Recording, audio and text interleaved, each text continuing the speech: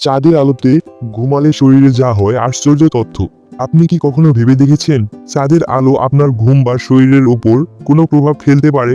শুনে অবাক লাগলেও বিজ্ঞান যা বলছে, বিজ্ঞান বলছে হ্যাঁ, চাঁদের আলো আপনার শরীরের জৈব ঘড়ি বা বিওলজিক্যাল ক্লক এর ওপর প্রভাব ফেলে। নাম্বার 1। তো বন্ধুরা, ভিডিওটি শুরু করার আগে আপনারা যদি আমাদের চ্যানেলে নতুন হয়ে থাকেন অবশ্যই চ্যানেলটি সাবস্ক্রাইব করে পাশে থাকা বেল আইকনটি প্রেস করে দিবেন।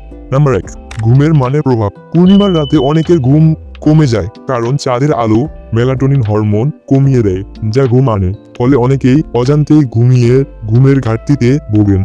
নাম্বার 2, মেজাজের পরিবর্তন। গবেষণায় দেখা গেছে পূর্ণিমার রাতে অনেকের মেজাজ খিটখিটে হয় বা উদ্বেগ বাড়ে। চাঁদের আলো ও শরীরের হরমোনের ভারসাম্যের পরিবর্তনের জন্যই এমন হয়।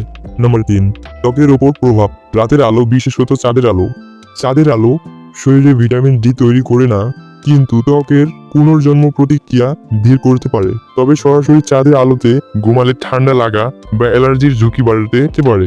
নাম্বার 4, ইতিবাচক দিক। কিছু গবেষক বলছেন হালকা চাঁদের আলো মন শান্ত রাখে, মানসিক প্রশান্তি আনে।